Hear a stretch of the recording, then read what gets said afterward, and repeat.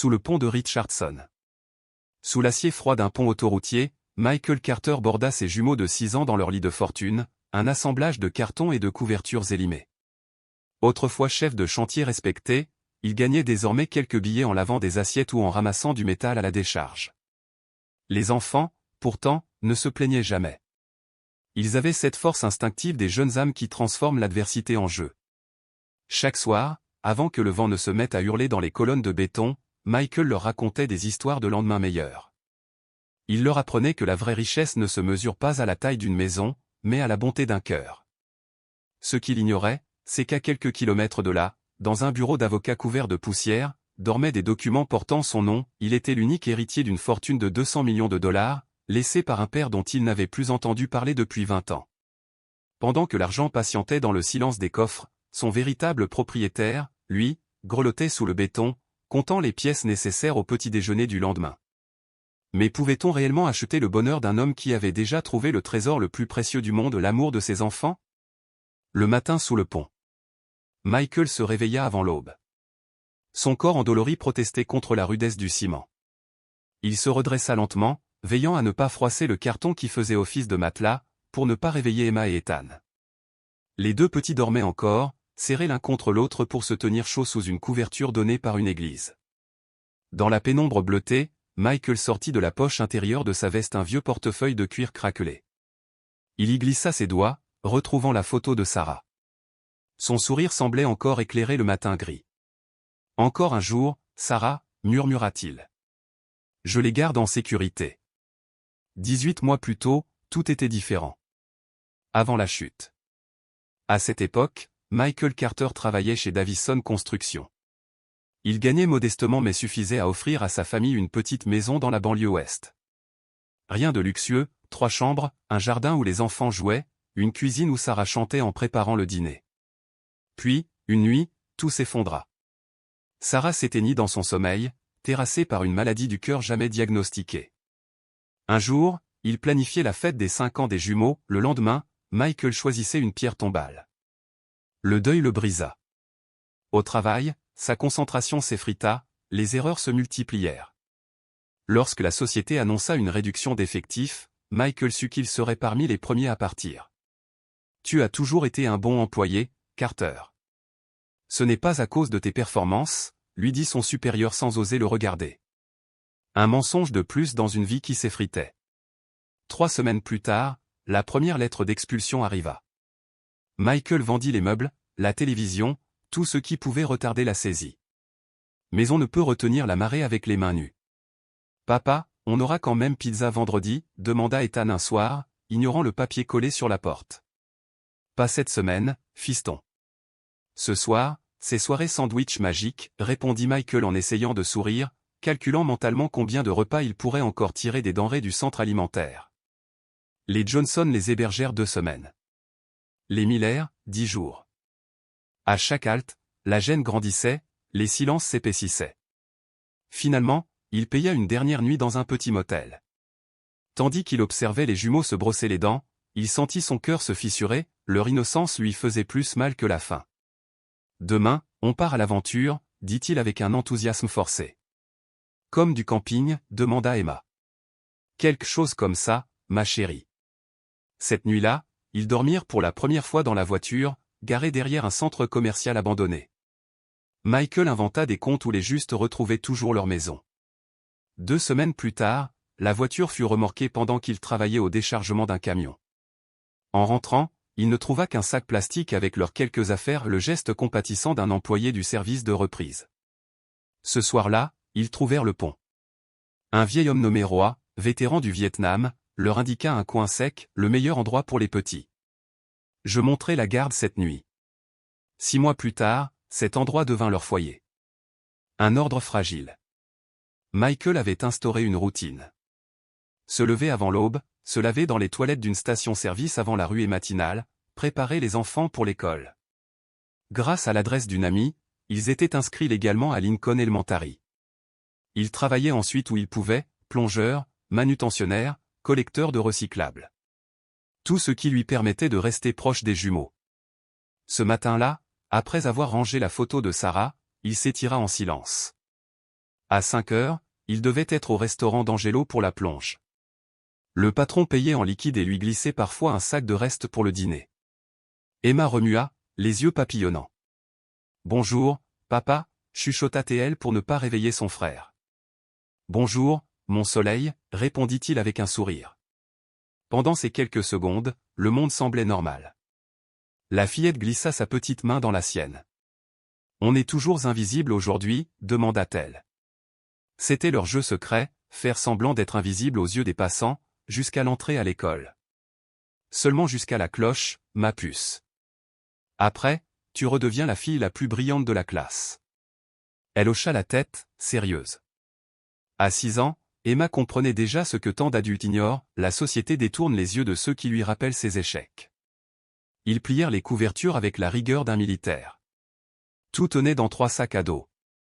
L'ordre, dans leur vie, n'était pas une question d'esthétique, mais de survie.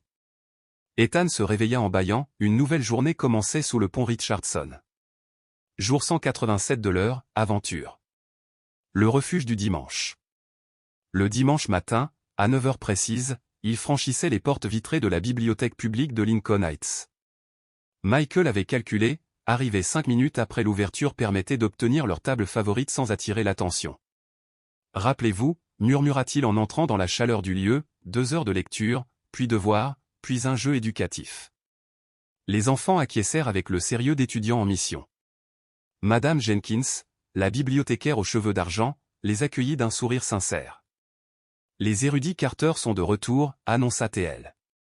Les jumeaux se redressèrent fièrement. Emma déposa 2 livres usés sur le chariot de retour. Déjà fini, s'étonna la bibliothécaire. Oui, madame, répondit la fillette. Le regard de madame Jenkins croisa celui de Michael, ils se comprirent sans un mot. Elle prolongeait discrètement la durée d'emprunt pour eux. Michael sortit sa carte plastifiée d'une poche imperméable, le seul objet qu'il gardait intact, symbole de continuité dans un monde effondré.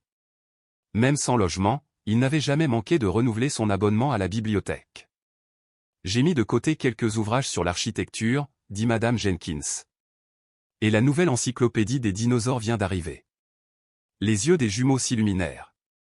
Pendant qu'ils feuilletaient les pages colorées, Michael s'installa à l'un des ordinateurs. 30 minutes aujourd'hui, monsieur Carter, annonça la bibliothécaire d'une voix claire, pour la forme. Son regard, complice, lui disait qu'il pouvait rester plus longtemps. Espoir et murs invisibles. Michael avait envoyé 27 candidatures ce mois-ci. Tout exigeait une adresse fixe et un numéro de téléphone fiable. Les rares employeurs qui rappelaient perdaient tout intérêt dès qu'ils mentionnaient qu'ils devaient chercher ses enfants à la sortie de l'école. On a besoin de gens disponibles à toute heure, disait-on poliment. Madame Patel, qui tenait la supérette du quartier, acceptait de recevoir son courrier et ses messages vocaux. Mais les recruteurs, en entendant l'arrangement, tiraient leur conclusion, un homme sans stabilité ne peut pas être un bon travailleur. Derrière lui, Emma lisait un livre sur les cathédrales, fascinée par les flèches qui semblaient toucher le ciel. Ethan, lui, s'émerveillait devant les images de reptiles géants. Pendant 2 heures, ils étaient simplement des enfants, plongés dans leurs rêves, protégés du froid et du jugement du monde. Pour Michael, ces moments valaient tout l'or du monde. Il veillait à ce qu'ils aillent chaque jour à l'école propre et fiers. Avant les cours, ils utilisaient les douches de la piscine municipale. Leurs sacs contenaient des cahiers et des crayons récupérés grâce aux dons de l'église. Leurs vêtements, bien que démodés, étaient impeccables, lavés au pressing local où Michael balayait les sols en échange d'un peu de temps de machine. À l'école, personne ne savait qu'ils vivaient sous un pont. L'adresse de Madame Patel figurait sur les formulaires d'inscription, et les enfants savaient répondre avec prudence. On reste chez des amis pendant que notre maison est réparée, disait-il si on leur posait la question. La maîtresse, Madame Alvarez, avait bien remarqué leur cerne et leur fatigue occasionnelle. Mais leurs résultats brillants et leur politesse irréprochable avaient étouffé tout soupçon. Pendant que Michael rafraîchissait sa boîte mail, une adresse créée uniquement pour les candidatures, il sentit une main se poser sur son épaule. C'était Madame Jenkins. Un café chaud vous ferait du bien, dit-elle doucement. Il voulut refuser par fierté, mais ses yeux le trahirent. Elle posa un gobelet à côté du clavier et s'éloigna sans un mot de plus. Michael resta un instant immobile, regardant la vapeur s'élever du café comme une prière silencieuse. Il pensa à Sarah, à ce qu'elle aurait dit. Peut-être aurait-elle souri et murmuré, « Continue, tu n'as pas tout perdu. » Il leva les yeux vers ses enfants. Emma riait en montrant une image à son frère. Ethan hochait la tête, émerveillé. Dans cet instant suspendu, Michael comprit que, malgré la misère, malgré les nuits glaciales, malgré le mépris du monde, il possédait encore tout ce qui comptait. L'amour, la dignité, la promesse d'un avenir qu'il refusait d'abandonner. Et quelque part, dans un bureau oublié, sous une couche de poussière, les papiers de son héritage attendaient encore. Ignorant que la chance s'apprêtait à frapper à sa porte ou plutôt, à son pont, Michael Carter poursuivit sa journée, convaincu que, même sans maison, tant qu'ils étaient ensemble, il n'était pas perdu. Sous la lumière froide d'un écran d'ordinateur fatigué, Michael ajuste une fois de plus les paramètres de sa recherche d'emploi. Construction, entretien, nettoyage à n'importe quoi, pourvu que les horaires soient flexibles. Les exigences se ressemblent toutes, référence, vérification d'antécédents, adresse permanente. Autant de barrières pour quelqu'un qui n'a plus rien de stable à offrir que sa volonté. Son regard s'échappe vers la table où Emma aide son frère à déchiffrer un mot difficile. Leurs têtes blondes se penchent côte à côte, baignées dans la lumière tiède de la bibliothèque. Quelque chose se serre dans la poitrine de Michael, un mélange de fierté et d'inquiétude brûlante. La bibliothèque est plus qu'un refuge de livres. C'est un havre de dignité. On y trouve des lavabos où il peut laver le visage et les mains des enfants, des fontaines pour remplir les bouteilles, des prises électriques pour recharger son vieux téléphone, et surtout, un climat bienveillant, fraîcheur l'été, chaleur l'hiver. Ici, personne ne les regarde de travers. Ils ne sont qu'une famille ordinaire venue lire un dimanche matin. Vers midi, Michael referme son navigateur. Aucune entrevue prévue, mais 3 candidatures prometteuses envoyées. Les jumeaux ont terminé leur devoir sous le regard attentif de Madame Jenkins, la bibliothécaire. Prêts pour le déjeuner, mes petits érudits, demande-t-il avec un sourire. Les enfants rangent soigneusement leurs affaires. Emma s'assure que tous les crayons sont bien à leur place, Ethan vérifie que les coins des livres ne sont pas pliés. Madame Jenkins s'approche et leur tend discrètement un petit sac en papier. Des biscuits restants de l'heure du compte, dit-elle. Il serait triste de se perdre. Michael accepte avec dignité. Les enfants seront ravis. Dehors, le froid de novembre mord la peau après la chaleur de la salle. Michael aide les jumeaux à enfiler leurs manteaux, trop grands mais propres, récupérés dans une distribution paroissiale. Où allons-nous maintenant, papa, demande Ethan. Au parc, pour déjeuner. Ensuite, on verra si Madame Patel a besoin d'aide pour ranger ses rayons. Chaque dimanche est ainsi, soigneusement chorégraphié pour ressembler à une vie normale. Une routine bâtie autour d'une simple carte de bibliothèque en plastique, leur passeport vers l'apparence d'une existence ordinaire. La nuit, sous le pont Richardson, la voix de Michael s'élève doucement dans l'obscurité. Ce n'est pas ce qu'on possède qui compte, mais qui l'on devient quand on n'a plus rien. Les enfants sont allongés de part et d'autre de lui, blottis sous des couvertures fines sur un lit de carton. Au-dessus, le grondement régulier des voitures fait vibrer le béton, rappelant le monde qui continue à tourner, indifférent à ceux qui dorment dessous. C'est ce que maman disait ? Murmure Emma, cherchant la main de son père dans le noir. Oui, ma chérie, répond Michael, mentant avec douceur. C'est sa propre phrase, née de la nécessité. Mais les enfants trouvent du réconfort à croire que ces mots viennent de leur mère, cette figure qu'ils oublient lentement. Michael plonge la main dans la poche intérieure de sa veste et en sort un petit paquet enveloppé dans un mouchoir propre. Il le déplie avec précaution, à l'intérieur repose la montre en argent de Sarah. Le cadran accroche la faible lueur d'un lampadaire lointain. 8 heures, annonce-t-il. L'heure des étoiles. Chaque soir, ce rituel simple maintient l'illusion d'une normalité, d'un rythme, d'une vie qui suit encore une forme d'ordre. La montre est cabossée, le souvenir du jour où Michael l'avait mise en gage, avant de tout sacrifier pour la récupérer 2 semaines plus tard. Il avait préféré la fin à la perte du dernier lien qui le rattachait à Sarah. Raconte-nous encore les étoiles, papa, demande Ethan en bâillant. Michael désigne une ouverture entre 2 poutres du pont. Tu vois cette étoile brillante ? C'est l'étoile du Nord. Les marins s'en servaient pour rentrer chez eux. Et nous, on est des marins, demande Emma. D'une certaine façon, oui. Nous naviguons sur des eaux agitées, mais un jour, nous trouverons notre port. Les enfants accueillent la réponse avec cette foi pure qu'ont les cœurs encore neufs. Michael range soigneusement la montre. Le matin viendra vite. À 5 heures, il se lève. Le béton est glacé. Il rejoint Wilson S. Market, où il décharge des caisses de fruits et légumes. Le patron paie en espèces et lui permet d'emporter les invendus. À 7h30, il conduit les jumeaux à la station-service, direction la salle de bain. Dents, visage, mains, rappelle-t-il en montant la garde devant la porte. Emma passe la première, puis Ethan. Enfin, Michael s'y glisse à son tour, frottant vite son visage avec un morceau de savon et du papier. En sortant, il attache la montre de Sarah à son poignet.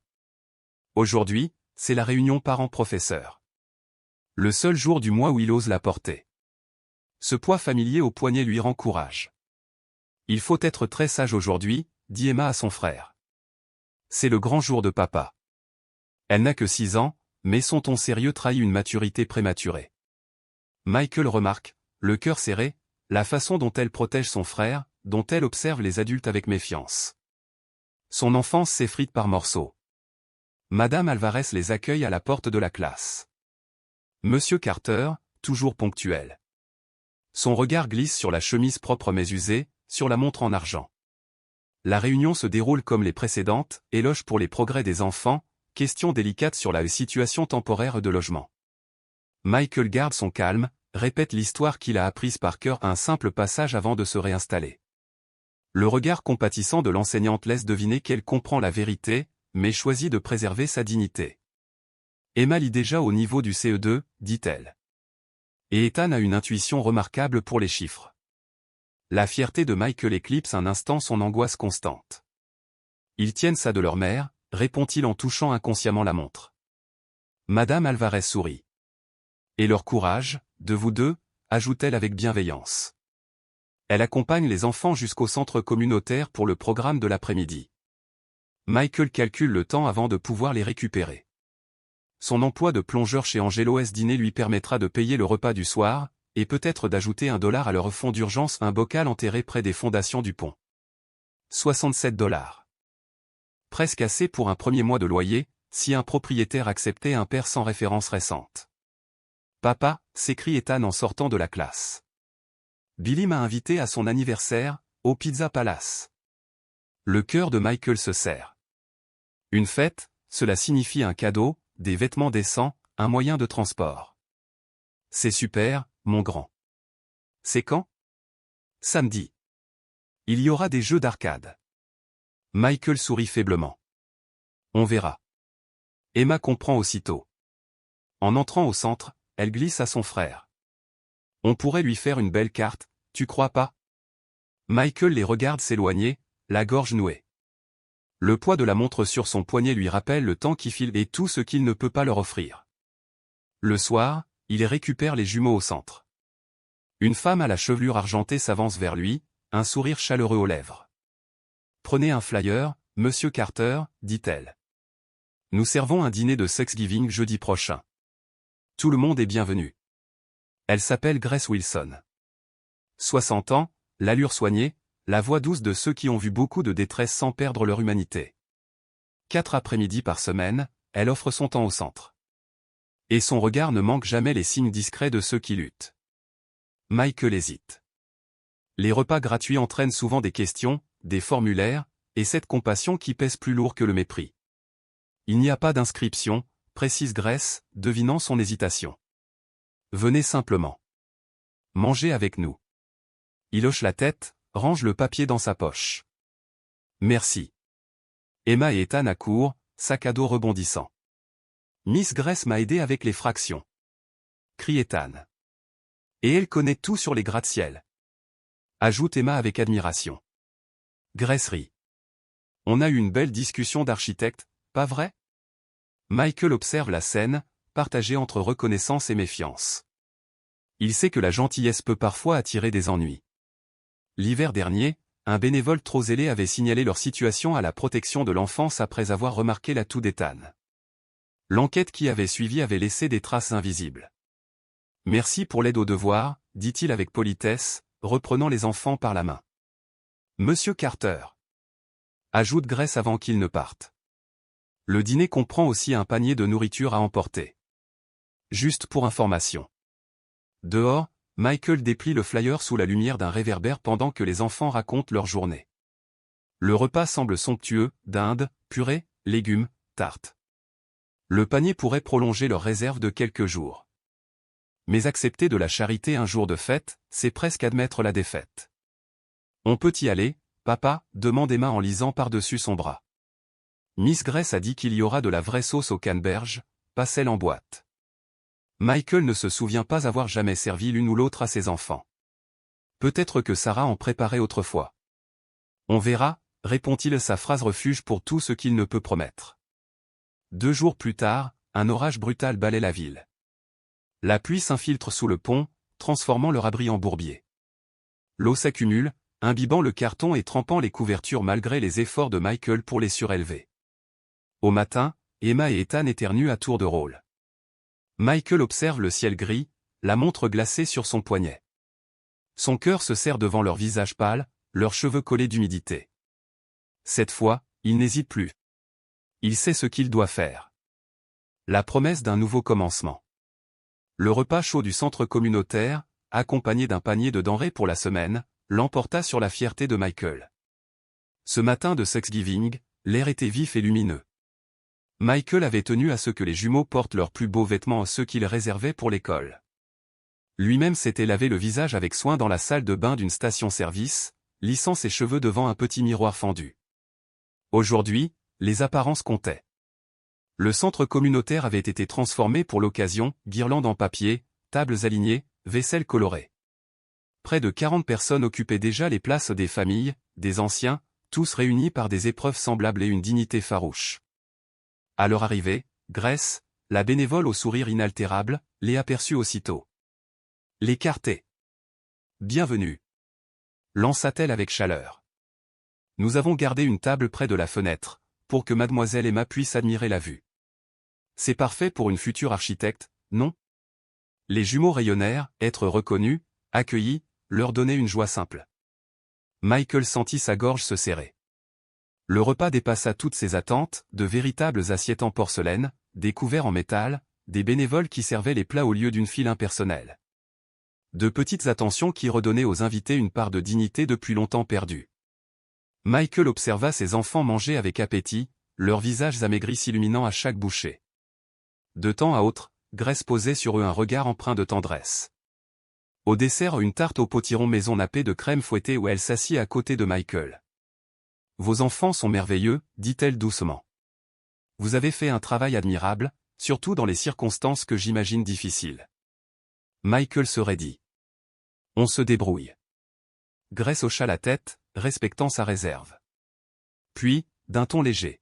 « J'ai travaillé 20 ans comme assistante juridique au cabinet Westside Legal Clinic. Des affaires fascinantes, parfois très humaines. » Michael acquiesça, intrigué, sans savoir où elle voulait en venir. L'année dernière, nous avons eu un dossier de succession intéressant. Un homme d'affaires très riche, sans héritier direct, sauf un fils qu'il avait renié. Il s'appelait William Carter. Carter, comme vous. La fourchette de Michael resta suspendue. Ce nom, prononcé avec une telle banalité, lui coupa le souffle. Carter n'est pas un nom si rare, répondit-il prudemment. Pas comme Smith ou Jones, répliqua Grace, son regard cherchant le sien. Le cabinet cherche toujours ce fils perdu. Michael Carter. Michael soutint calmement son regard. J'imagine qu'il le cherche, oui. Les enfants riaient à une blague sans se douter que quelques mots venaient de bouleverser leur destin. L'héritage n'a pas encore été réclamé, ajouta Grace en se levant. Plus de 200 millions de dollars, désormais. Simple anecdote pour un repas de Thanksgiving. Tout le monde a son histoire, n'est-ce pas, monsieur Carter? Elle s'éloigna, laissant Michael immobile, le prospectus du centre communautaire froissé dans son poing. 3 jours plus tard, devant un téléphone public à la sortie du Wilson S Market, Michael tenait la carte de visite de Grace entre ses doigts. Les jumeaux, assis sur un banc tout près, partageaient une pomme avec une précision d'orfèvre. Au dos de la carte, Wells, Hammond et Price avocat. En dessous, d'une écriture élégante, quand vous serez prêt. Aucune pression. Michael hésita longuement. Comment expliquer à ses enfants ce que signifiait une somme aussi colossale, eux qui considéraient un repas chaud et une couverture sèche comme des trésors? Finalement, il glissa les pièces dans la fente et composa le numéro. Grace répondit dès la deuxième sonnerie. Je m'attendais à votre appel. Avant d'accepter quoi que ce soit, je veux tout savoir, répondit Michael, les yeux posés sur ses enfants qui partageaient équitablement le fruit. Bien sûr. Le partenaire principal, Jonathan Wells, gère la succession Carter depuis le décès de votre père. Michael tressaillit. Le mot père lui serra le cœur. William Carter avait renié son fils 15 ans plus tôt, le déclarant mort pour avoir choisi Sarah une simple institutrice plutôt que la riche héritière qu'il lui destinait. Je veux des garanties, dit Michael d'une voix ferme. Pas d'intervention des services sociaux, pas de séparation d'avec mes enfants. Je vous le promets, assura Grace. Jonathan Wells vous recevra personnellement. Quand souhaitez-vous venir? Aujourd'hui. Il savait que s'il attendait davantage, le doute l'emporterait. 2 heures. L'adresse est sur la carte. Michael raccrocha, se dirigea vers le banc et s'accroupit devant ses enfants. Changement de programme. Nous allons voir des gens qui connaissaient votre grand-père. On a un grand-père, demanda Ethan, les yeux ronds. On en avait un, corrigea doucement Michael. Il est mort, mais il a peut-être laissé quelque chose pour nous. Emma le fixa, son regard trop lucide pour son âge. C'est quelque chose de bien, papa? Michael hésita. Comment expliquer que ce bien pouvait aussi réveiller tant de blessures? Je crois que oui. Mais tu te souviens de ce qu'on dit toujours? Que ce qu'on est vaut plus que ce qu'on a, récitèrent-ils ensemble. Exactement. Quoi qu'il arrive aujourd'hui, on reste nous-mêmes.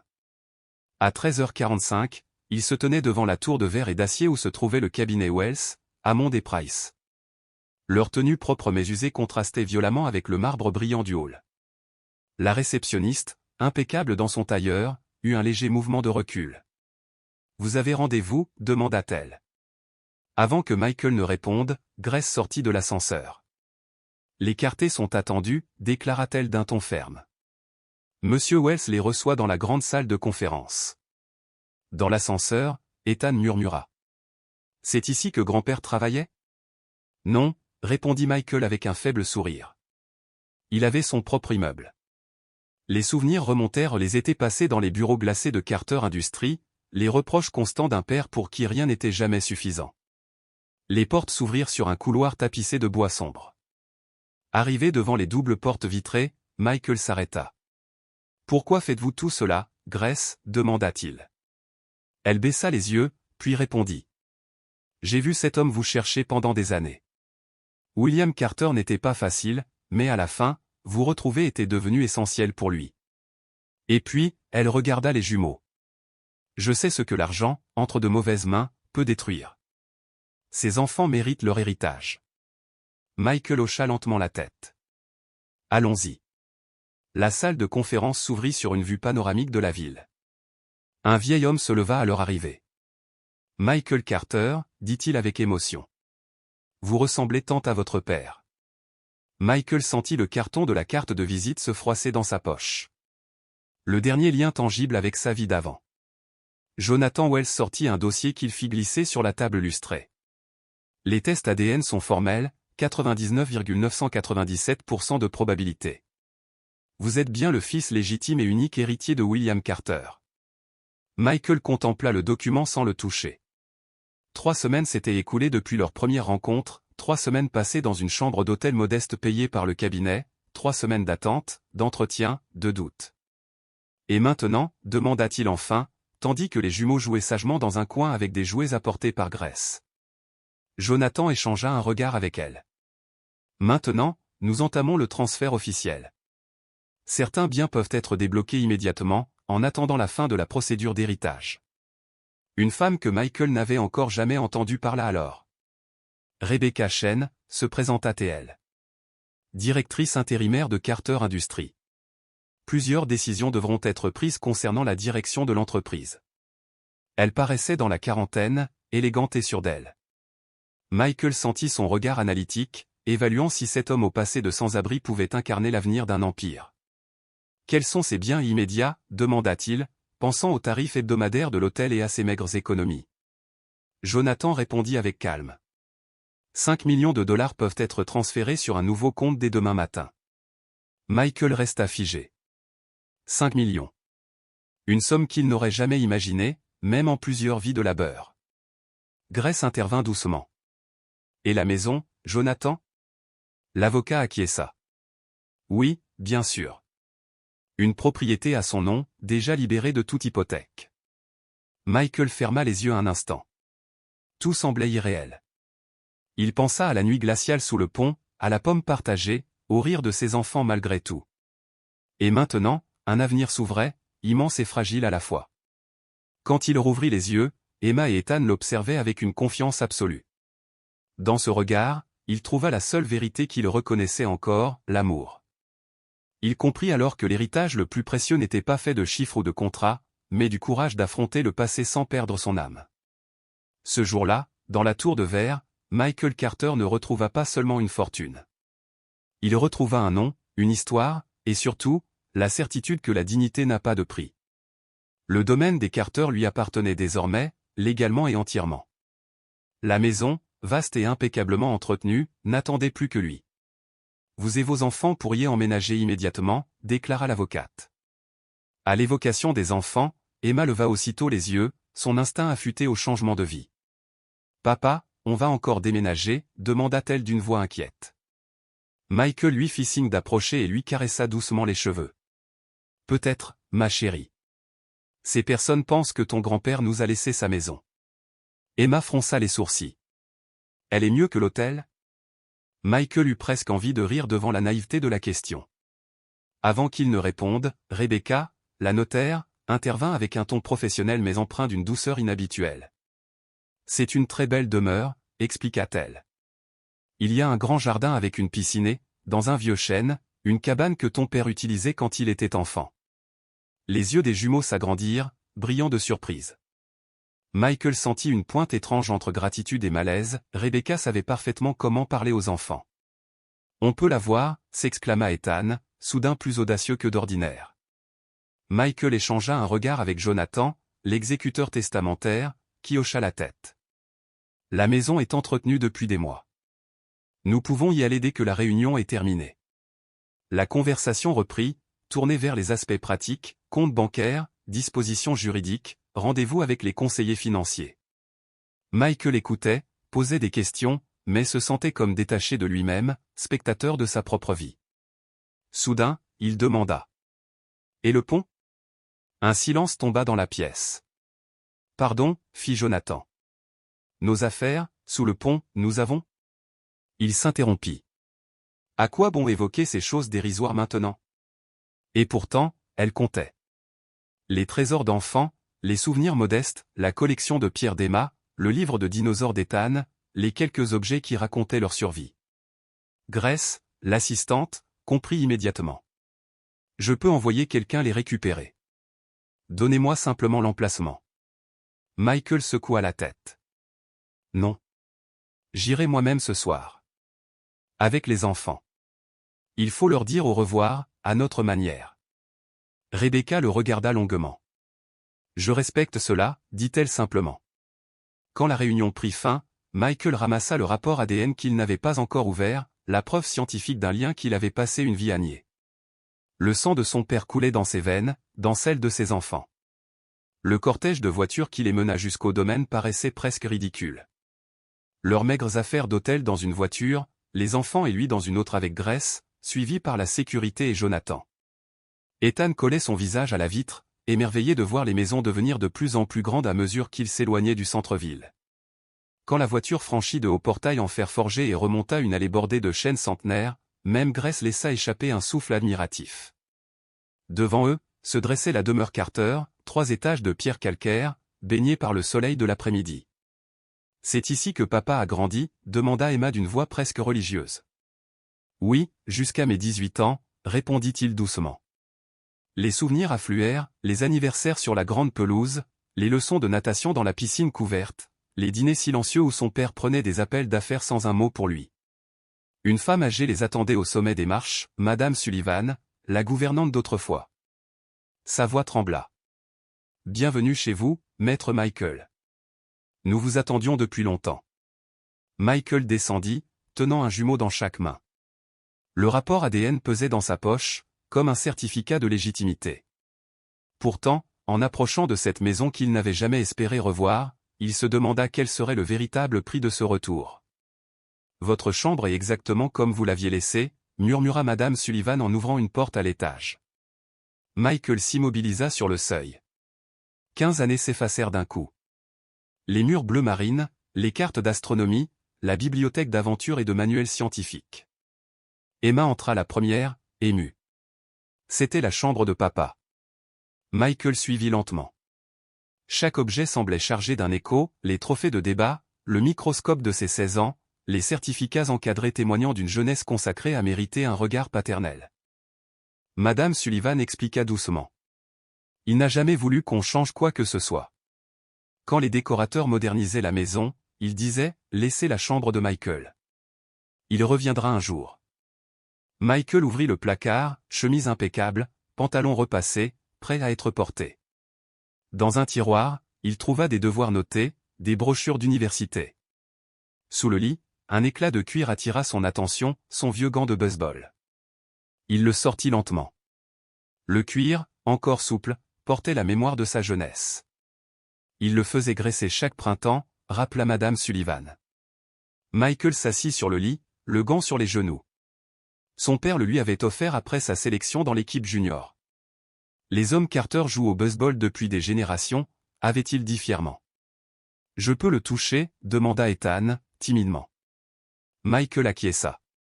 Les petits doigts de son fils effleurèrent le cuir patiné. 3 générations liées par un simple objet. Madame Sullivan, dit-il ensuite, pourriez-vous montrer la cuisine aux enfants? Peut-être quelques biscuits, s'il en reste. Elle comprit le besoin de solitude et partit avec les jumeaux, laissant derrière elle un silence vibrant. Michael contempla la pièce, son père l'avait renié, le déclarant mort pour la famille. Pourtant, il avait entretenu cette chambre comme un sanctuaire. Chaque détail, chaque trace d'attention trahissait un regret que Michael n'avait jamais imaginé. Il s'approcha de la fenêtre donnant sur les jardins parfaitement taillés. De ce même endroit, il avait vu un jour Sarah s'éloigner, les yeux pleins de larmes, après que William Carter avait humilié sa famille, rejetant son origine modeste. Cette nuit-là, Michael avait fait son choix. Il avait suivi Sarah, préférant l'amour à l'héritage. Un léger coup à la porte le tira de ses pensées. Rebecca Chen apparut, droite et élégante, un air d'hésitation dans le regard.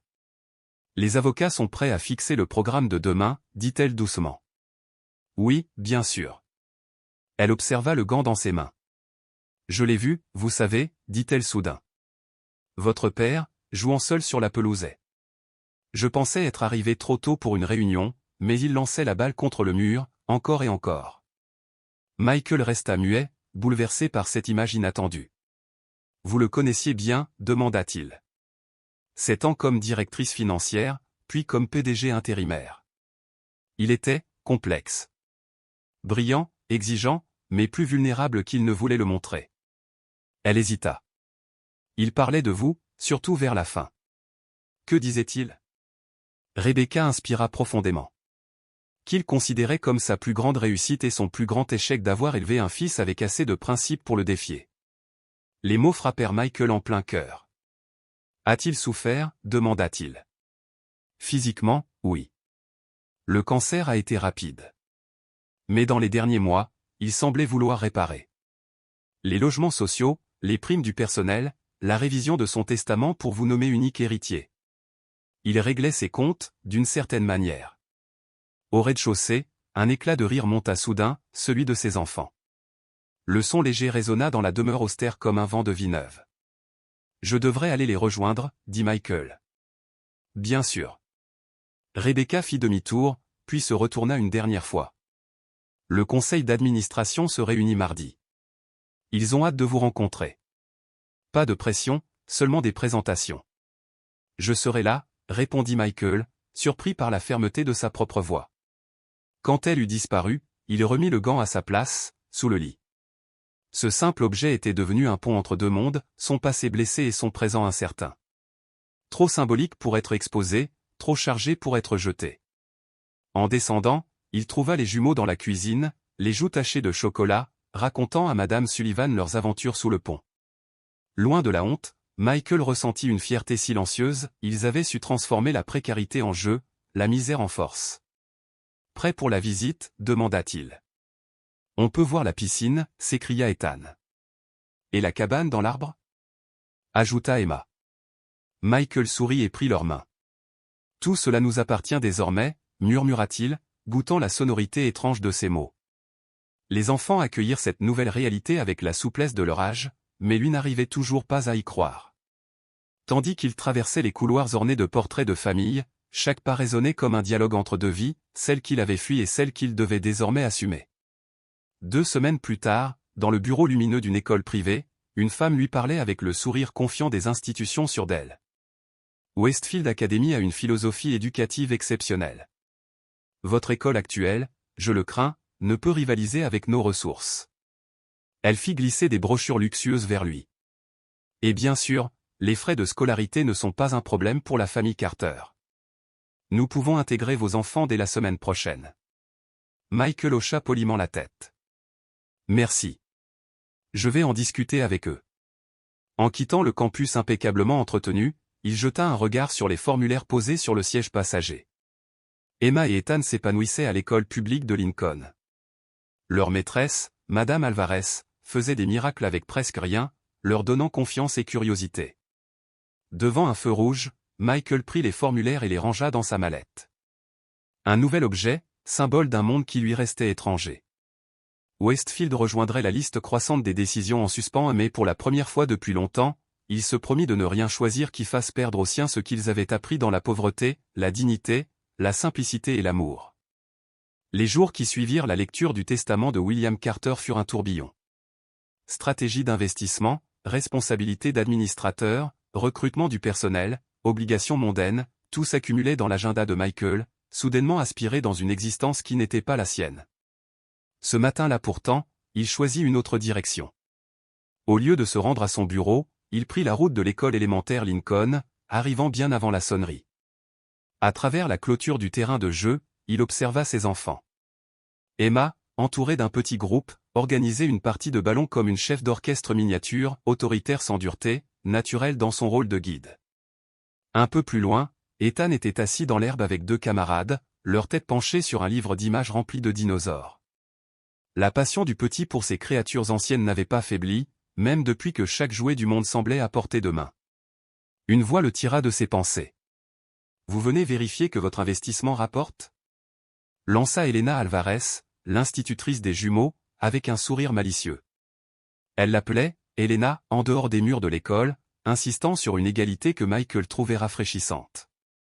Il lui rendit son sourire. « Je surveille mes dividendes les plus précieux », répondit-il en désignant les enfants. Elle rit doucement, puis son expression se fit plus grave. Comment s'adapte-t-il à tout cela? Étonnamment bien. Les enfants ont une résilience qu'on oublie souvent. Il hésita avant d'ajouter.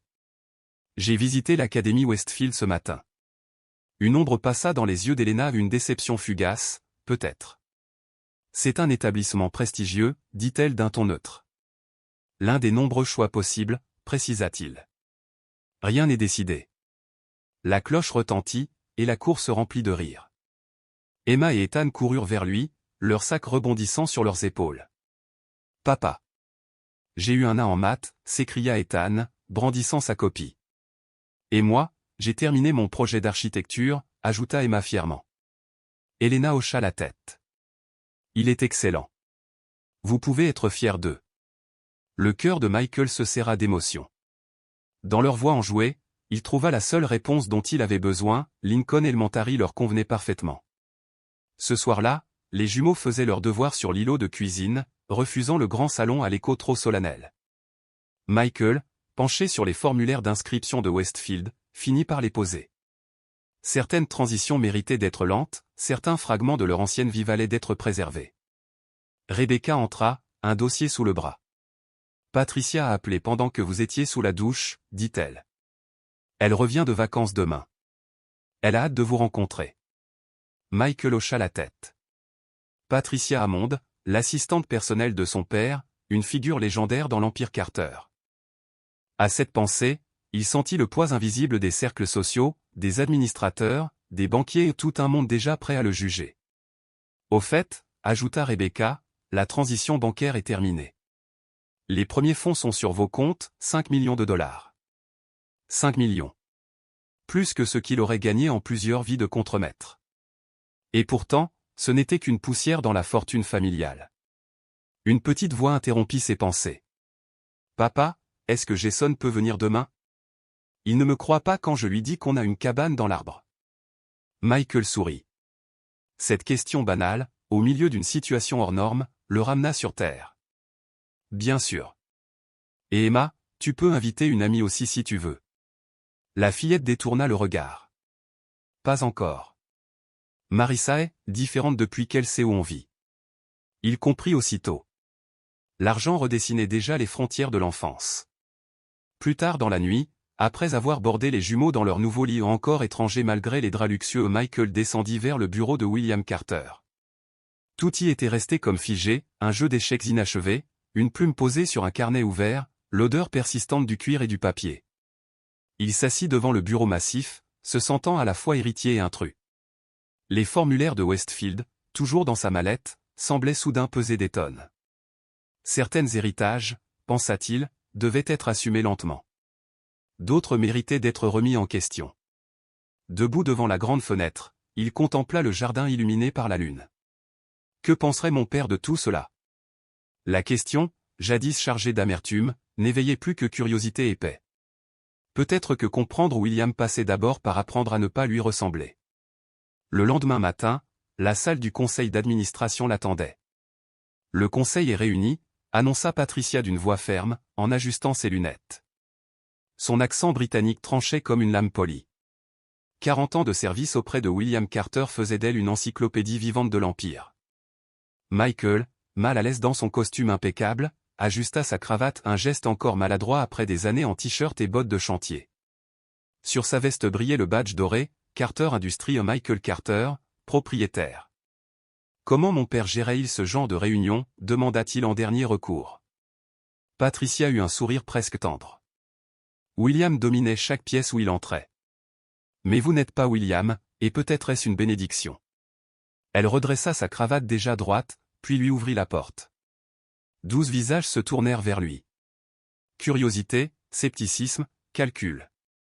Tous l'observaient, jaugeant cet homme revenu des marches pour reprendre un trône abandonné. Bonjour à tous, dit-il simplement. Merci d'avoir accepté cet horaire. Il avait exigé que la réunion commence après avoir déposé les jumeaux à l'école. Le message était clair, ses enfants passaient avant l'Empire. Rebecca présenta les membres du conseil. Parmi eux, un visage inconnu. Un homme élégant, la soixantaine, observait depuis un coin de la pièce, un sourire poli figé sur les lèvres. Pendant la pause, il s'approcha. Conrad Blackwell, se présenta-t-il en tendant une main parfaitement manucurée. Un vieil associé de votre père.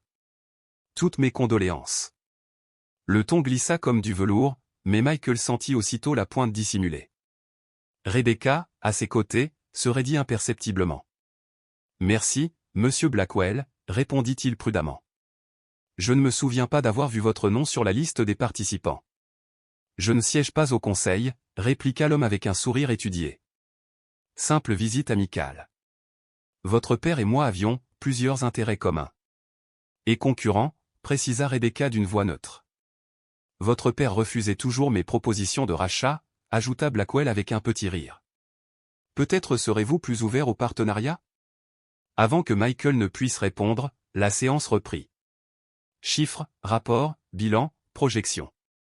Un flot de termes techniques dans lequel il peinait à naviguer.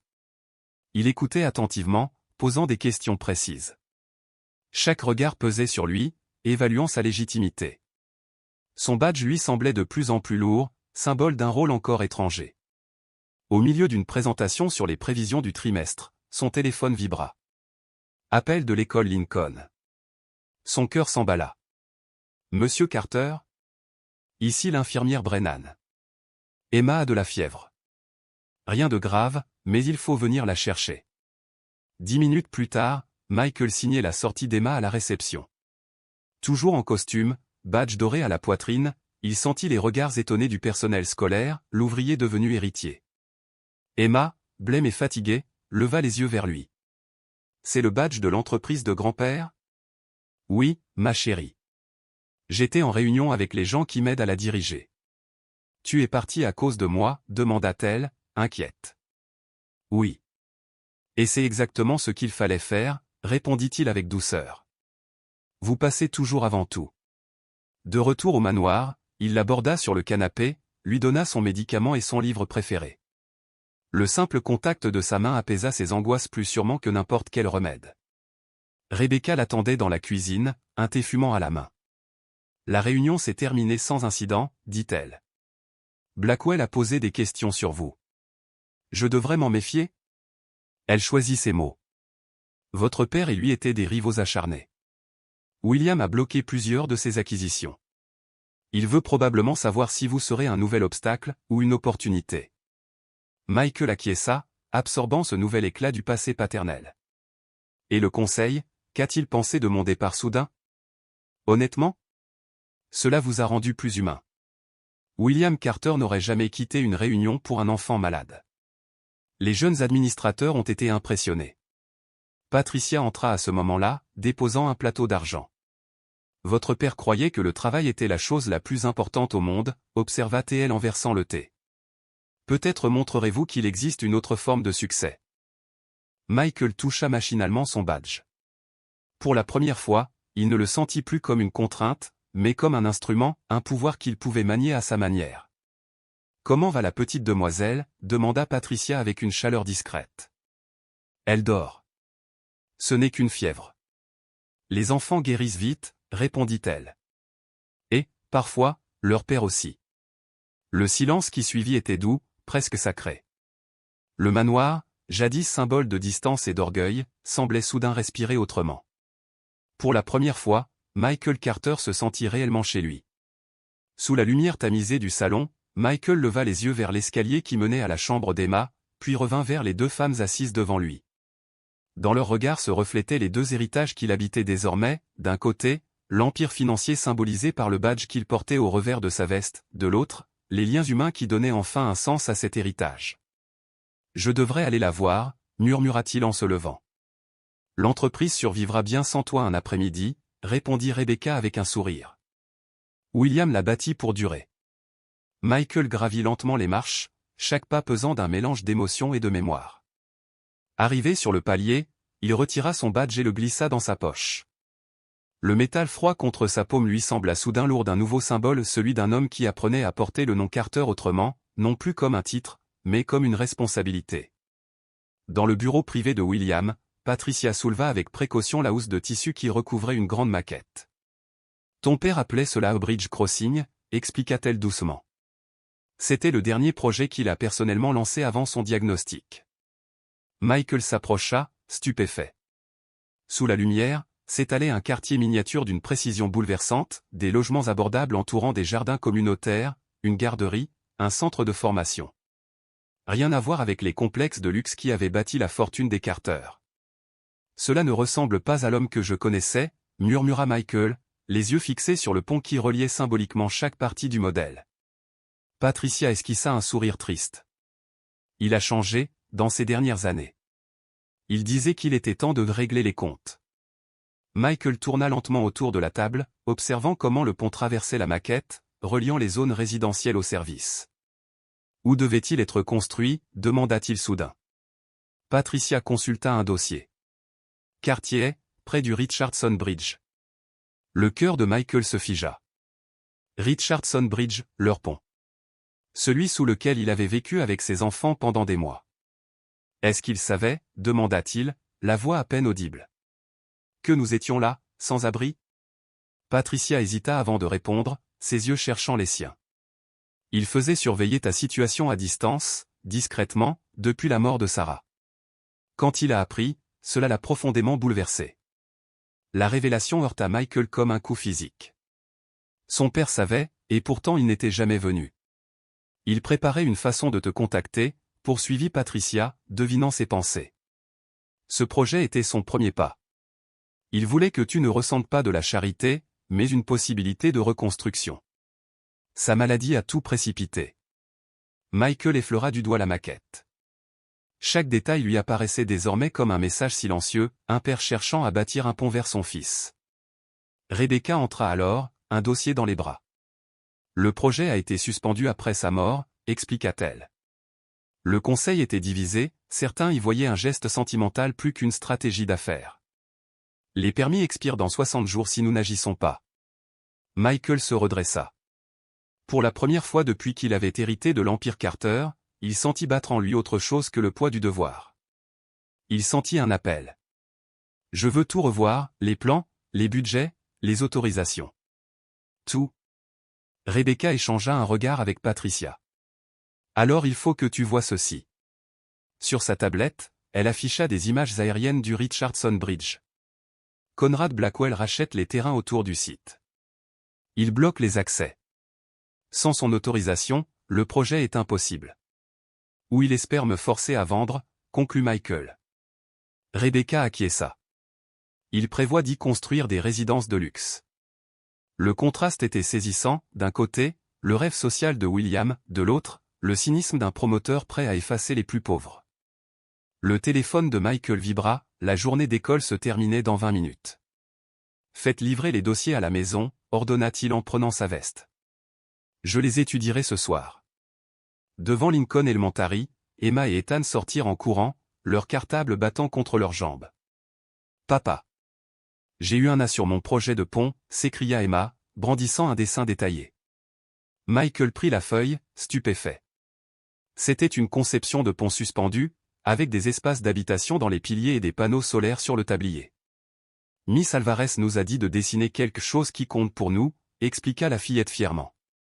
Alors j'ai fait notre pont. Mais je l'ai amélioré. Michael resta silencieux. Sans rien savoir du projet de son grand-père, sa fille venait de tracer sur papier la même vision, un pont qui ne servait pas qu'à traverser, mais à abriter. Cette nuit-là, après avoir couché les enfants, Michael étala tous les documents du projet sur la table de la cuisine. Les plans d'architecture, les estimations, les études d'impact social. Un mot manuscrit dans la marge d'un plan attira son regard. Emplacement non négociable. Intégrer le Richardson Bridge. Cette précision confirma ce qu'il soupçonnait désormais. William avait choisi cet endroit parce qu'il savait. Parce qu'il voulait transformer le lieu de la honte en symbole de renaissance. Michael leva les yeux vers le dessin d'Emma accroché au réfrigérateur. 3 générations, pensa-t-il, un père, un fils, une petite fille reliée par un même pont. Un pont entre le passé et le futur. Un mois plus tard, Michael se tenait devant le conseil d'administration de Carter Industries. Le Bridge Crossing Project est financièrement viable, déclara-t-il avec assurance. J'autorise la réactivation immédiate des permis et des travaux. Le grand bureau en acajou, autrefois intimidant, lui semblait désormais une simple table où bâtir du sens. Le rendement prévu est inférieur à nos projets habituels, objecta Harold Vance, vieil ami de William. Peut-être que ton père se laissait emporter par la nostalgie. Peut-être, admit Michael, mais ce projet n'est pas une perte. C'est un investissement dans la transformation d'une communauté. Rebecca projeta les diapositives, Michael avait enrichi la vision originale. Il y avait ajouté une clinique, un centre de formation financière, un espace vert public. Et surtout, il avait consulté d'anciens habitants du pont. Nous avons doublé la capacité de la garderie, précisa-t-il. Et intégré des services sociaux permanents. Admirable, intervint alors une voix au fond de la salle. Mais la philanthropie n'est pas un modèle économique. C'était Conrad Blackwell, présent comme observateur. Michael se tourna vers lui. Monsieur Blackwell, il me semble que le conseil ne vous a pas donné la parole. Un murmure parcourut la salle. Le sans-abri d'hier défiait l'un des magnats les plus puissants de la ville. Les Carter se sont bâtis sur le luxe, poursuivit Blackwell, imperturbable. En misant sur le logement social, vous ternissez votre marque. Michael sourit avec calme. Votre projet de condominium chasserait les familles déjà installées. Le mien les aide à vivre dignement. C'est toute la différence. L'atmosphère se chargea d'électricité. Mais avant que le débat ne s'envenime, Patricia entra précipitamment. Monsieur Carter, l'école appelle. Ethan a eu un accident sur la cour de récréation. Sans un mot, Michael ramassa ses papiers. Nous reprendrons demain, dit-il simplement. Dans le couloir, Patricia lui tendit une enveloppe jaunie. Je l'ai trouvée dans le tiroir verrouillé du bureau de ton père. Elle t'était adressée. Jamais envoyée. Michael la glissa dans sa poche, son esprit entièrement tourné vers son fils. À l'école, il retrouva Ethan assis dans l'infirmerie, le poignet bandé, les yeux encore humides. Je suis tombé des barres, dit l'enfant d'une voix tremblante. Je voulais montrer à Jason jusqu'où je pouvais grimper. Plus tard, à l'hôpital, tandis qu'ils attendaient les radios, Michael ouvrit l'enveloppe. La lettre était écrite de la main ferme, reconnaissable, de William. Michael. Les médecins m'ont annoncé que le temps m'échappe plus vite que prévu. Il y a tant de mots que je ne pourrai jamais te dire en face, tant d'excuses que je n'aurai pas le courage de prononcer. J'ai eu tort, à propos de Sarah, à propos de ta vie, à propos de ce que j'appelais la réussite. Mon orgueil m'a empêché de venir vers toi quand tu avais le plus besoin d'un père. Quand j'ai appris que tu vivais dans la rue avec mes petits-enfants, je me suis convaincu qu'intervenir te blesserait plus encore. Alors j'ai fait ce que je croyais pouvoir faire sans t'humilier, j'ai conçu Bridge Crossing. Une façon d'aider sans révéler notre lien. De la lâcheté, sans doute, déguisée en respect. Le cancer avance vite maintenant. J'ai modifié mon testament, te laissant tout. Pas par culpabilité même si j'en porte beaucoup mais parce que tu as prouvé une chose que l'argent détruit souvent, la force du caractère. Tu as bâti ce que je n'ai jamais su construire. Une famille. Un cœur. Si un jour tu lis cette lettre, souviens-toi, les ponts ne servent pas seulement à traverser les rivières, mais à rejoindre les âmes. Les mots tremblaient dans la main de Michael. Une larme silencieuse tomba sur le papier. Ethan sortit de la salle de radiographie, fier de son plâtre tout neuf. Regarde papa, ils ont mis ma main dans une coque de super-héros. Michael sourit à travers ses larmes et le serra contre lui. Tu es mon vrai trésor, fiston. Et tandis qu'il quittait l'hôpital, le soleil se couchait derrière le pont de Richardson. Dans la lumière dorée, la silhouette du viaduc semblait suspendue entre deux mondes, celui d'un passé plein de regrets, et celui d'un avenir où les Carter apprendraient enfin à bâtir des ponts qui unissent, plutôt que des murs qui séparent. Pont entre les générations. J'espère qu'un jour tu comprendras que l'amour s'exprime souvent de façon imparfaite, parfois même de la manière la plus maladroite, surtout chez ceux pour qui les émotions sont des terres inconnues. Les mots de William Carter, écrits d'une main soignée, résonnent dans la tête de son fils. Michael fixe la lettre, sentant presque la voix de son père s'élever à travers l'encre. Cette écriture élégante, à la fois ferme et hésitante, confirme ce qu'il soupçonnait depuis la découverte du modèle architectural, William savait. Il connaissait la précarité dans laquelle vivait son fils, mais ne trouvait pas la manière d'aider sans transformer ce geste en charité. Le médecin interrompt ses pensées. « Bonne nouvelle, dit-il. Ce n'est qu'une entorse, pas de fracture. Ethan devra se ménager pendant 2 semaines, mais les enfants guérissent vite. » Un flot de soulagement parcourt Michael. Alors qu'il quitte la clinique, Ethan lui demande d'une petite voix. « On doit retourner à la grande réunion, papa ? » « Non, mon grand. On rentre à la maison. »« Tant mieux. Emma prépare une surprise pour toi. » La surprise, Michael la découvre dès leur retour, un dessin soigneusement plié, coloré de traits hésitants et de rêves d'enfant. Emma y a esquissé un pont inspiré du projet Bridge Crossing dont elle a entendu parler. Elle y a intégré de petites maisons dans la structure même du pont, des familles riant dans des jardins suspendus. C'est pour les gens qui vivent encore sous les ponts, explique-t-elle d'un ton grave. Michael serre ses enfants dans ses bras. Dans sa poche, la lettre de William devient un talisman, 3 générations unies par des circonstances qu'aucune n'avait prévues, le regret du grand-père, l'expérience du père, la vision de la fille. Son téléphone vibre. Message urgent de Rebecca, contre-attaque de Blackwell, inquiétude des membres du conseil, tension autour du site de développement. Le monde des affaires réclame son attention. Mais ce soir, il pose le téléphone. Demain, il se battra pour Bridge Crossing, non plus comme un projet d'entreprise, mais comme un héritage humain. Ce pont n'est plus seulement la tentative de rédemption de son père, c'est une chance réelle de transformer des villes comme la sienne l'a été. La lettre de William, ultime message d'un père à son fils, ferme enfin un circuit laissé ouvert depuis trop longtemps. Pour la première fois, Michael sent qu'il avance non pas dans l'ombre de son père, mais dans la lumière de sa propre expérience. Le poids de la vérité. Tu es sûr de cette interview? Demande Rebecca, inquiète, en posant le journal sur son bureau. En une manchette saisissante, on peut lire « De sans-abri à héritier, le fils Carter défend le logement abordable ». Sous le titre, une photo de Michael sous le pont Richardson. L'histoire serait sortie tôt ou tard, répond-il calmement. Autant contrôler le récit. 2 mois après son héritage inattendu, Michael a décidé de raconter publiquement son histoire.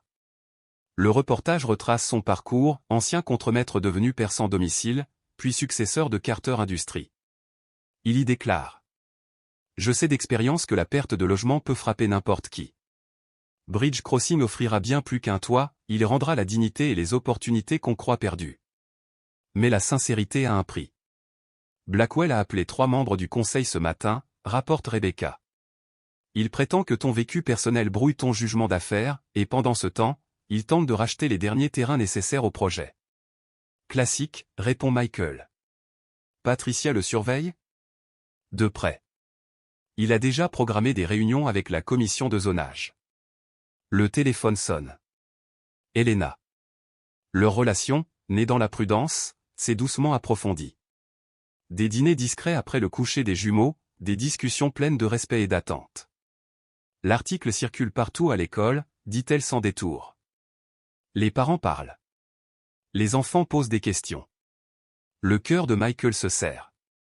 Dans sa bataille contre Blackwell, il a négligé l'impact immédiat sur Emma et Ethan. Ils vont bien? Emma a géré ça comme une diplomate. Elle a dit à sa classe que vivre sous un pont lui avait appris ce qui compte vraiment. Ethan. Elle hésite. Il s'est battu avec un camarade. Un garçon l'a traité de gosse des poubelles. Mon Dieu. C'est réglé, dit-elle vite. Ta sécurité est intervenue avec douceur. Les jumeaux sont chez Madame Sullivan. Michael serre le journal. Sa confession publique, pensée comme un acte de vérité, a transformé ses enfants en cibles. Le passé qu'il voulait partager pour inspirer d'autres familles menace désormais leur paix. J'aurais dû les préparer, murmure-t-il. Tu ne pouvais pas prévoir chaque réaction, le rassure Elena. Mais ils ont besoin de toi, pas du dirigeant d'entreprise. Le courage de la transparence. À la maison, Emma range méthodiquement son sac d'école, le visage impassible. Ethan, près d'elle, cache mal un bleu sur la joue. J'ai entendu dire que vous aviez eu une journée difficile, dit Michael en s'accroupissant entre eux. Jason a dit que son père lui a raconté qu'on mangeait dans les poubelles, éclate Ethan. Mais c'est faux. On n'a jamais fait ça. Et Tommy a demandé si on avait encore des poux, murmure Emma. Marissa n'a plus le droit de partager ses crayons avec moi. Chaque mot frappe Michael comme un coup. Je suis tellement désolé, mes amours. J'ai cru que raconter notre histoire aiderait d'autres gens. Je n'ai pas pensé que cela pourrait vous blesser. Est-ce que tu as honte de nous, papa? Demande Emma soudain. De quand on vivait sous le pont? Jamais, répond-il aussitôt. Ces mois-là ont révélé votre force incroyable. Je suis fier de ce que nous étions, et encore plus de ce que nous sommes devenus. Alors pourquoi les gens trouvent ça mal? Poursuit Ethan, les yeux pleins d'incompréhension. Michael cherche les mots justes pour expliquer l'injustice aux enfants. Certains jugent selon ce qu'on possède ou l'endroit où on vit, pas selon ce qu'on est. Tu te souviens comme on se sentait invisible, parfois? Il hoche la tête. C'est parce que beaucoup préfèrent détourner le regard plutôt que d'affronter la souffrance d'autrui. Ça les dérange, ça leur rappelle leur chance. Mais maintenant on est riche, observe Ethan. Oui, et pourtant certains nous regardent encore de travers, dit Michael. Parce que notre histoire leur rappelle que la frontière entre le confort et la misère est plus fine qu'ils ne veulent l'admettre. Madame Sullivan entre avec du chocolat chaud. Une journée de repos demain serait peut-être judicieuse, suggère-t-elle doucement. La force de rester visible. Plus tard, lorsque les jumeaux dorment, Elena corrige des copies à la table de la cuisine. Leur lien reste prudent, plus qu'une enseignante, pas encore une compagne. J'y ai pensé, dit Michael en posant le journal. Peut-être que Westfield Academy serait mieux pour eux, finalement. Elena relève la tête. Fuir les conversations difficiles n'enseigne rien, répond-elle calmement. À 6 ans, ils apprennent déjà des leçons que beaucoup d'adultes fuient encore, la différence entre ce qu'on paraît et ce qu'on est. Cet article. Elle désigne la une du doigt. C'est un acte de vérité. Ne le gâche pas en les cachant. Michael reste silencieux, pesant ses instincts protecteurs contre les valeurs qu'il souhaite leur transmettre. La manchette du journal semble le fixer, de sans-abri à héritier. La première pierre de Bridge Crossing sera posée la semaine prochaine, dit-il enfin. Je veux qu'il soit là. Au premier rang. Sans honte. Elena lui serre la main. Aucun mot n'est nécessaire. Tous deux savent que ce chemin, du pont au bureau, exige toujours le même courage. L'ombre de l'ennemi. Le lendemain matin, Patricia dépose un petit paquet sur son bureau. Cela a été laissé anonymement à la réception, dit-elle. C'est pour vous. Michael examine l'enveloppe. À l'intérieur, une clé USB et une note dactylographiée. Avant de finaliser Bridge Crossing, vous devriez savoir contre qui vous vous battez. Faites-la vérifier par la sécurité, ordonne-t-il. Quelques heures plus tard, le fichier est déclaré sûr. Seul dans le bureau de son père, Michael ouvre le dossier. Son visage se ferme à mesure qu'il parcourt les documents, mémos internes, courriels, dossiers de tribunal. Tout accuse Conrad Blackwell. Rebecca entre et s'arrête, le regard inquiet. Tu as vu un fantôme? Plutôt le carnet du diable, répond-il en lui montrant les papiers. Les preuves sont accablantes, corruption d'agents municipaux, violation de sécurité, éviction forcée. Des photos montrent des locataires âgés brandissant des pancartes devant un immeuble Blackwell. C'est authentique? Tout indique que oui. Il cible des quartiers modestes, crée la dégradation lui-même, puis rachète à bas prix. Exactement ce qu'il tente près du pont Richardson. Sauf que cette fois, il fait face à Carter Industries, pas à des familles sans défense. Michael trie les pages méthodiquement. Il enquête aussi sur moi. Il a engagé des détectives pour creuser mon passé. Dans quel but? Me salir, me faire perdre du temps, du crédit. Il tape du doigt sur le dossier Bridge Crossing. La cérémonie d'ouverture est dans 3 jours. Ce timing n'a rien d'un hasard. À cet instant, comme s'il avait été convoqué par la pensée, le téléphone de Michael affiche le nom de Blackwell. Michael Carter, dit la voix mielleuse. J'aimerais que nous dînions demain. Juste nous deux. Je crois que nous avons mal commencé. Michael croise le regard de Rebecca. Elle hoche la tête, accepte. Très bien, 19h. Parfait. Au Capital Club, dans mon salon privé. Non, dit Michael après un court silence. Retrouvons-nous plutôt chez Martinelli S. Un restaurant simple, à l'élégance discrète, le contraire du faste de Blackwell. Rebecca comprend immédiatement. Le terrain de jeu change. Michael Carter n'est plus l'héritier maladroit d'un empire, ni le père épuisé dormant sous un pont. Il est devenu l'homme qui relie 2 mondes, celui de la puissance et celui de la compassion.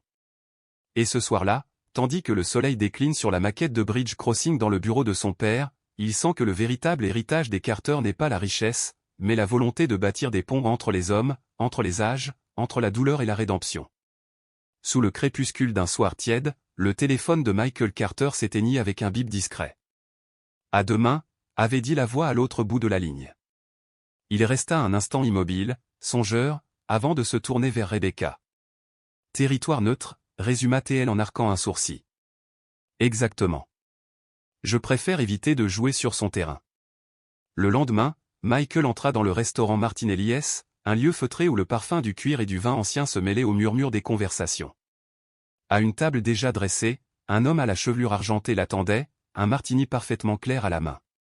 Conrad Blackwell, 65 ans, portait la confiance naturelle de ceux qui ont grandi avec le pouvoir et la richesse. Sa poignée de main était ferme, sa voix parfaitement maîtrisée. Michael, merci d'être venu. J'espérais faire enfin connaissance avec le fils de William Carter. Michael répondit avec un calme poli. Le moment est curieux, vu nos intérêts concurrents autour du projet du pont Richardson. Blackwell éclata d'un rire léger, comme s'il savourait la franchise. Direct, comme j'aime. Votre père, lui, préférait les échecs aux échecs verbaux. Permettez-moi d'aller droit au but, je suis prêt à offrir 20% au-dessus du marché pour les terrains que vous détenez autour de mes propriétés. Le site de Bridge Crossing n'est pas à vendre. Tout a un prix, Michael. Votre père l'avait compris. Blackwell se pencha, les yeux pétillants d'une fausse bienveillance. Votre projet de logements abordables est admirable, mais mal placé. Cette zone s'apprête à devenir le joyau du développement urbain. Des résidences de luxe serviraient mieux la ville, et votre rentabilité. Les affaires et l'altruisme ne sont pas incompatibles, répondit Michael calmement. Blackwell fit tourner son verre. Et si j'incluais, disons, 15% d'unités abordables dans mon projet? Vous obtenez votre impact social, j'obtiens mon développement, et la ville récolte les taxes. Tout le monde y gagne. Sauf la communauté qu'on déplace. Un silence presque imperceptible suivit. Puis le sourire de Blackwell revint, plus crispé. Les communautés évoluent. C'est inévitable. Pas tant que je contrôle ces terrains. Un éclat glacé traversa les yeux du promoteur avant qu'il ne retrouve son masque de courtoisie. J'ai lu cet article sur vous, déclara-t-il d'un ton doucereux. Quelle histoire, d'un abri sous un pont à la tête d'un empire. Remarquable. Michael sentit la menace sous les mots polis. Cette expérience m'a appris à comprendre les deux côtés du développement, dit-il. Ceux qui gagnent, et ceux qui paient le prix. Blackwell hocha lentement la tête. Une belle perspective. Mais la perspective ne doit pas troubler le jugement. Le conseil d'administration s'inquiète déjà de votre implication émotionnelle. Le conseil a approuvé Bridge Crossing la semaine dernière. Les conseils changent d'avis, surtout quand des préoccupations fiduciaires apparaissent. Blackwell consulta sa montre. Il paraît qu'il y a des questions de conformité au permis. Des retards malheureux peuvent coûter cher.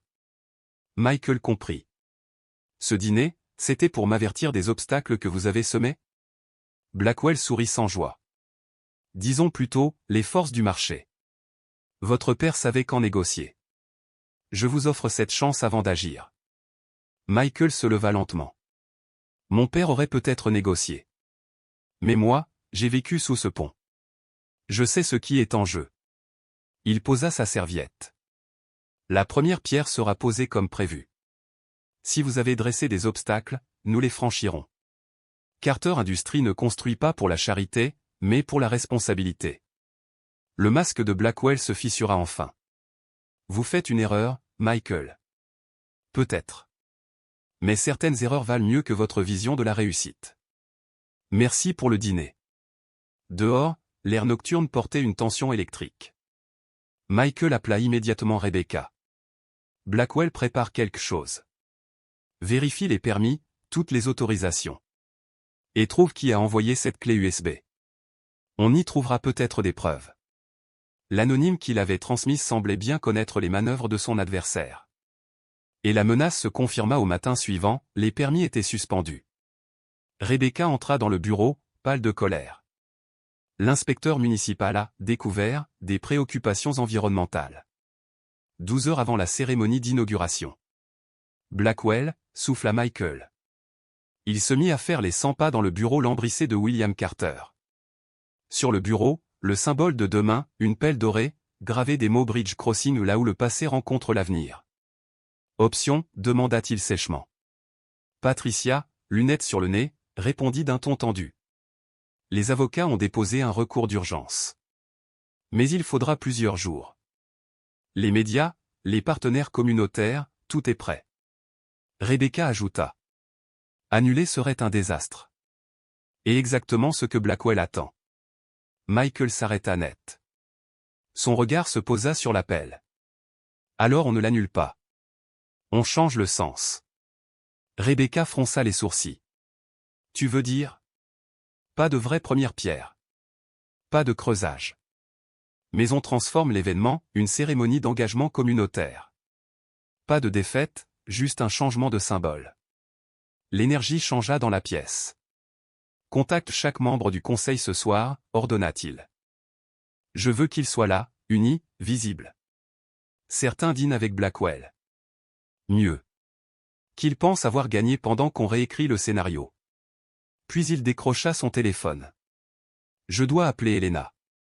Les enfants ont répété leur discours toute la semaine. 1 heure plus tard, Elena franchissait la porte du manoir. Les jumeaux dormaient à l'étage.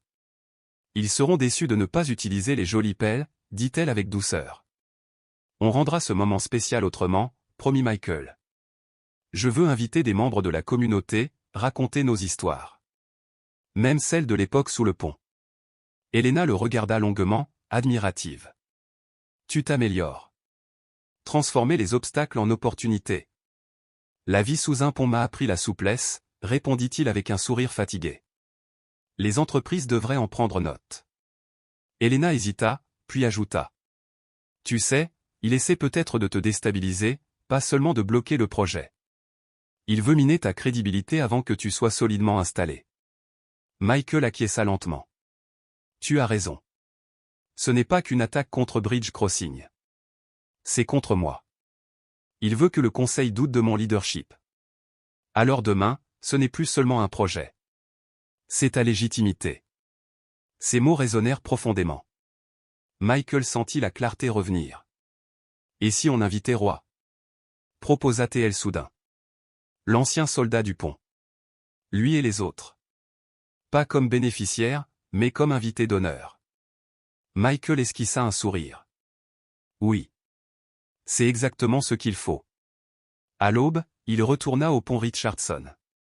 Dans la lumière grise du matin, Roy était là, fidèle à son poste, assis sur une caisse de lait vide. Une cérémonie pour gens bien habillés, hein? Pourquoi voudrais-tu d'un vieux soldat comme moi? Parce que tu as protégé mes enfants quand je n'avais plus rien, répondit Michael simplement. Ta présence rappellera à tous ce que ce projet signifie.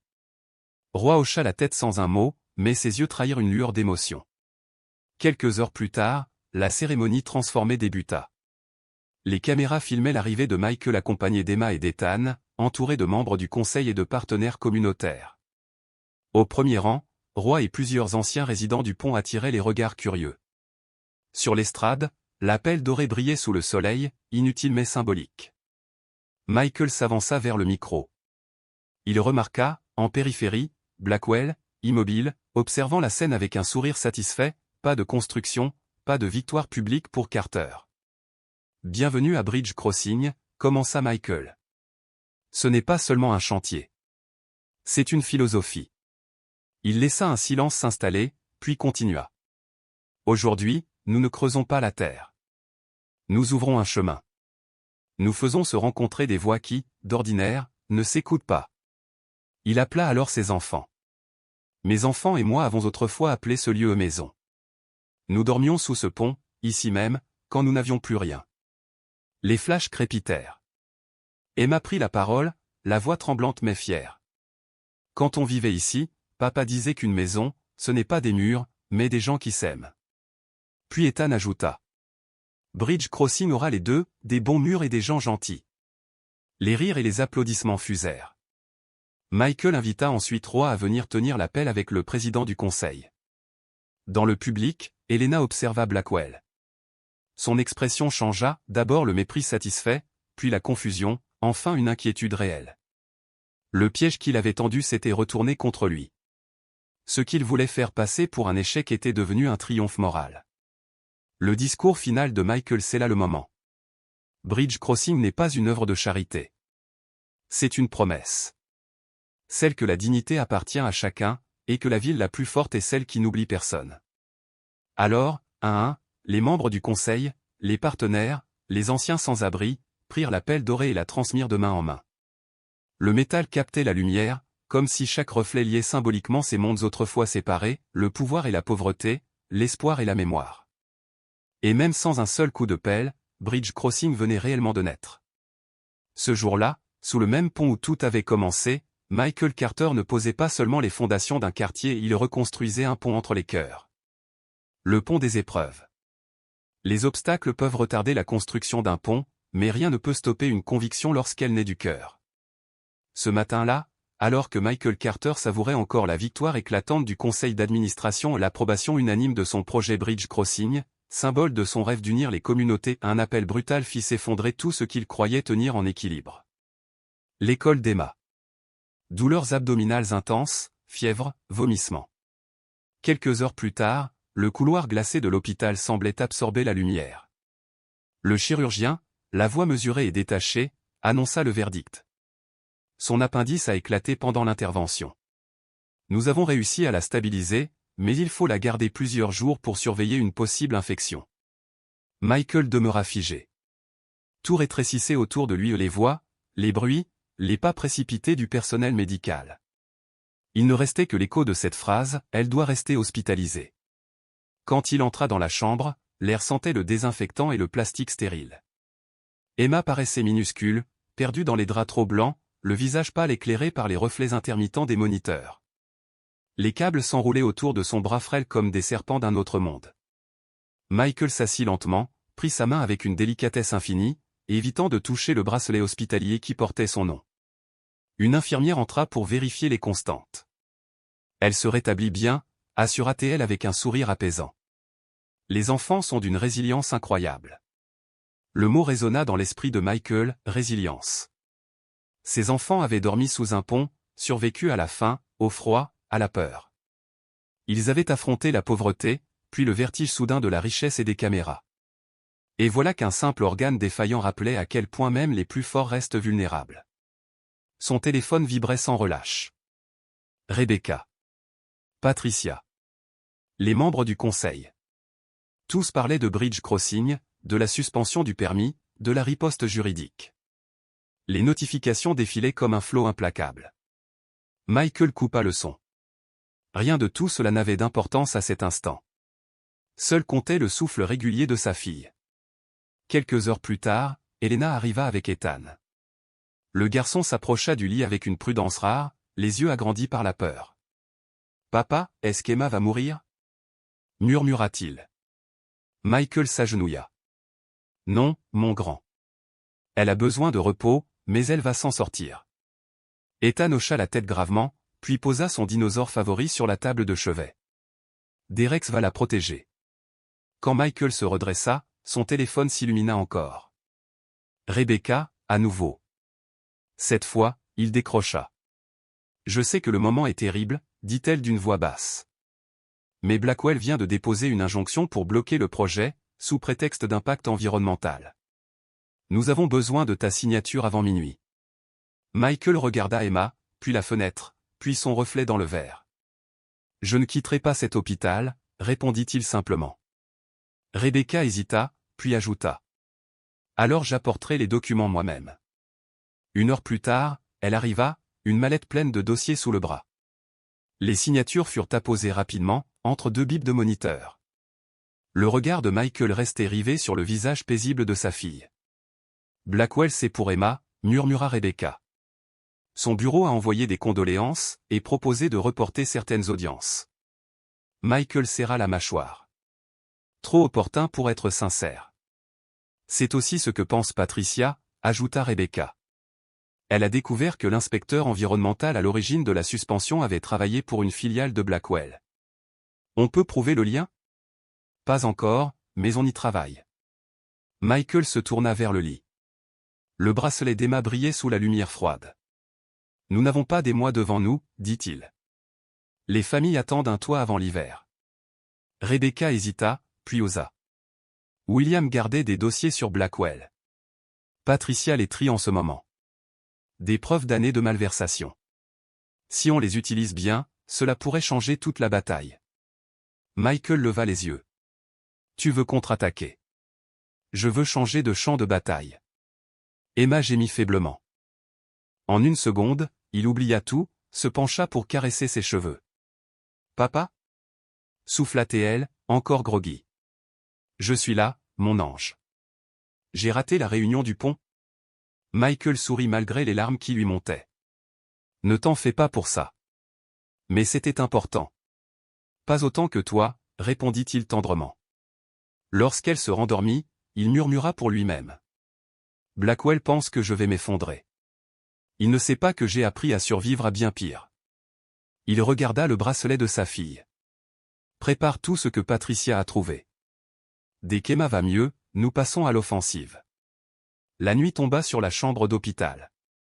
Michael dormit dans la chaise inconfortable, Ethan blotti contre lui, refusant de quitter sa sœur. Elena leur apporta un repas qu'ils ne touchèrent pas. Entre 2 silences, elle posa simplement une main sur son épaule, un geste simple, plus éloquent que 1000 mots. À l'aube, l'infirmière remplaça le bracelet usé d'Emma. Michael glissa l'ancien dans sa poche, comme un talisman. Un rappel tangible, même avec tout l'argent du monde, la fragilité humaine reste la seule vérité absolue. Tandis qu'Emma dormait paisiblement, son père feuilletait les dossiers de Patricia. Les pages révélaient un réseau d'abus d'influence, de pots de vin, de manipulations administratives. Blackwell ne se contentait pas de rivaliser et il corrompait, intimidait, détruisait. Rebecca entra, 2 cafés à la main. Nous avons tout ce qu'il faut. Pas encore, répondit Michael en glissant le bracelet dans son portefeuille. Il me manque la capacité d'être à 2 endroits à la fois, ici, avec Emma, et là-bas, pour défendre Bridge Crossing. Elena, qui était restée toute la nuit, intervint doucement. Délègue, Michael. Fais confiance à ton équipe. Tu es un père avant tout. Il réfléchit longuement, ses doigts effleurant le cuir de son portefeuille. Puis, d'un ton calme. Rassemble le conseil ici, dans la salle de conférence de l'hôpital. Il est temps qu'ils comprennent que Carter Industries n'est plus l'empire d'autrefois. Le lendemain, Michael entra dans la salle de conférence de l'entreprise. 3 jours d'hôpital l'avaient vidé, mais son regard brillait d'une détermination nouvelle. Emma rentre à la maison, annonça-t-il. Rebecca sourit. C'est merveilleux. Comment se sent-elle? Impatiente de retourner à l'école. Même la maladie n'a pas réussi à lui enlever sa curiosité. Mais l'heure n'était pas au repos. Blackwell a demandé à s'adresser au conseil, ajouta Rebecca. Il veut parler de la direction inquiétante de l'entreprise. Michael fit glisser la main dans sa poche et sentit sous ses doigts le roi noir du jeu d'échecs de son père. Un symbole. Une leçon ancienne, savoir quand sacrifier une pièce. Parfait, répondit-il. Qu'il parle. Le silence tomba sur la salle de réunion lorsqu'il entra. Blackwell se tenait à l'autre bout de la table, un sourire de circonstance plaqué sur le visage. Michael, je pensais que vous étiez encore à l'hôpital. Les urgences familiales doivent passer avant tout, bien sûr. Merci de votre sollicitude, répondit Michael, s'asseyant à la tête de la table. Vous vouliez vous adresser à mon conseil? Le mot m'en claqua dans l'air. Blackwell se racla la gorge. J'ai préparé une analyse démontrant les implications financières inquiétantes du projet Bridge Crossing, surtout compte tenu des problèmes réglementaires actuels. Avant que vous ne commenciez, interrompit Michael calmement, j'aimerais distribuer quelques documents pertinents. Rebecca fit circuler les dossiers. Michael resta debout, la main sur sa poche, sentant le poids rassurant de la pièce d'échecs. Ces documents détaillent les méthodes systématiques de M. Blackwell pour saboter ses concurrents, manipulations administratives, pression politique, et parfois, activités illégales. Le sourire de Blackwell se figea. Ce sont des accusations infondées. Chaque ligne est étayée, poursuivit Michael d'une voix égale, déclaration sous serment d'anciens employés, correspondance avec des fonctionnaires depuis révoqués pour corruption, et transferts bancaires à travers des sociétés écrans. Des murmures parcoururent la salle. Les membres du conseil feuilletaient les pages, visiblement secoués. C'est scandaleux, s'écria Blackwell. Je suis venu ici en toute bonne foi. Non, répliqua Michael, vous êtes venu parce que vos manœuvres contre Bridge Crossing deviennent de plus en plus désespérées. Vous avez tenté de monter mes propres directeurs contre moi. Vous avez exploité la maladie de ma fille pour provoquer des retards. Un silence lourd tomba. Michael sortit alors le roi noir de sa poche et le posa devant lui. Mon père m'a appris les échecs quand j'avais 8 ans. Il disait qu'un grand joueur sait quand sacrifier une pièce. Ce qu'il n'a pas assez souligné, c'est l'importance de comprendre la stratégie de l'adversaire avant qu'il ne la joue. Rebecca distribua un second dossier. Celui-ci contient notre dépôt officiel auprès du procureur concernant les pratiques de M. Blackwell. La salle retint son souffle. Michael releva les yeux vers lui, le ton calme, presque doux. Vous avez longtemps traité cette entreprise comme un échiquier. Mais je ne joue plus pour protéger des profits, M. Blackwell. Je joue pour des familles, pour des enfants comme la mienne, qui méritent un toit et une chance. Le roi noir resta immobile entre eux, symbole de fin de partie. Cette fois, ce n'était plus le fils d'un empire qui parlait, mais un homme transformé par la douleur, la paternité et la conscience. Michael Carter venait de comprendre que le véritable pont qu'il bâtissait n'était pas fait d'acier ou de béton, mais de courage, d'intégrité et d'amour. Et ce pont-là, aucun Blackwell au monde ne pourrait jamais le détruire. Sous la lumière tamisée de la salle du conseil, Michael posa calmement une série de dossiers épais sur la table. Des copies ont été remises aux autorités de régulation et au procureur général de l'État, annonça-t-il d'une voix ferme. Le visage de Conrad Blackwell perdit toute couleur. Ses mains tremblaient légèrement en rassemblant ses papiers. Vous commettez une grave erreur, Carter. Non, répondit Michael d'un ton mesuré. L'erreur a été de vouloir utiliser mon passé contre moi. Vous avez cru que mon expérience de la rue faisait de moi une cible facile. En réalité, elle m'a appris à reconnaître les prédateurs. Il se tourna vers les autres membres du conseil. Son regard, autrefois hésitant, portait désormais la clarté de quelqu'un qui a tout perdu et tout reconstruit. Sous ma direction, Carter Industries ne sacrifiera jamais le bien-être des communautés pour quelques points de profit. Le projet Bridge Crossing se poursuivra, non pas malgré mon histoire, mais grâce à elle. Il désigna les documents juridiques empilés devant lui. Nous avons demandé un examen accéléré des suspensions de permis, preuve de pressions illégitimes à l'appui. Les travaux reprendront d'ici quelques jours. Blackwell, pâle, rangea ses affaires dans une hâte nerveuse. Ce n'est pas terminé, Carter. En réalité, si, répliqua Michael avec calme. Les preuves rassemblées par mon père depuis des décennies, combinées à vos dernières manœuvres, suffisent à vous condamner. Votre équipe juridique vous le confirmera, la coopération vous servira mieux que la confrontation.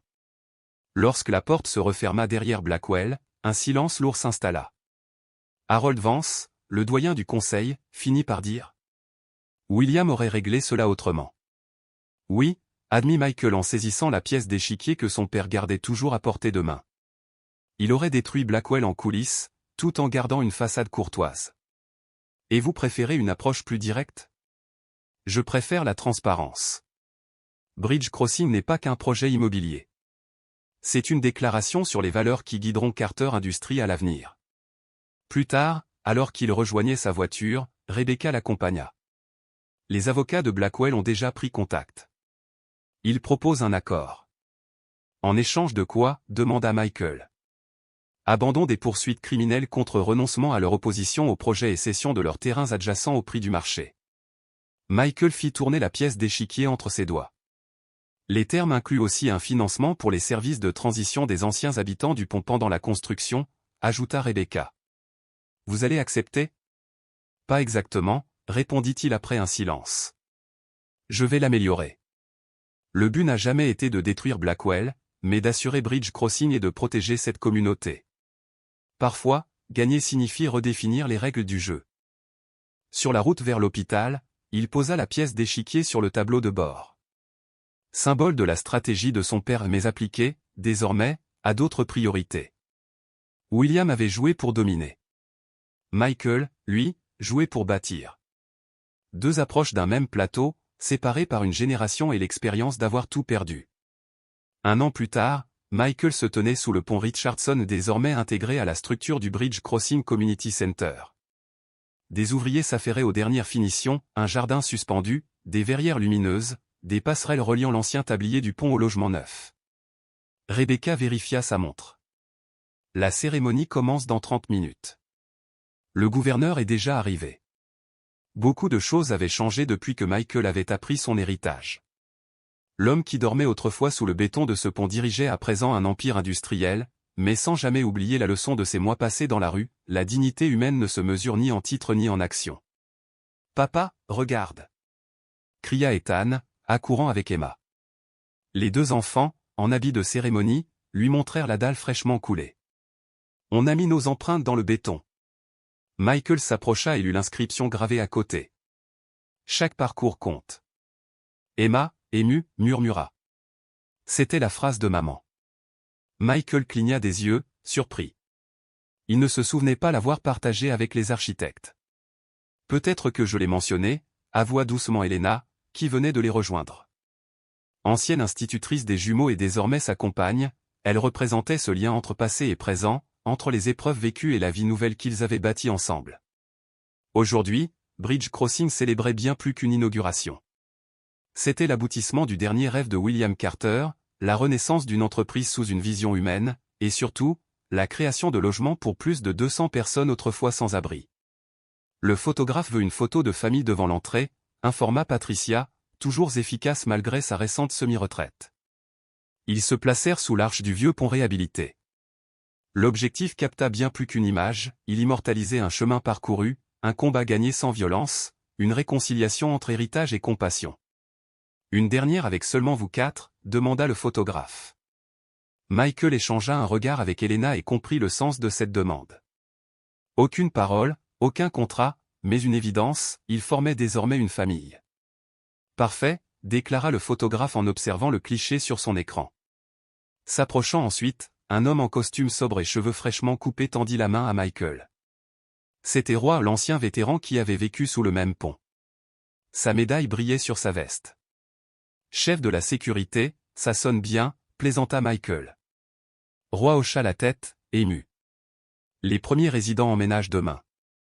Ils ont du mal à y croire. À croire quoi? Demanda Ethan, curieux. Qu'un homme qui a dormi sous un pont ait construit pour eux de vraies maisons. Ça change leur façon de voir le monde.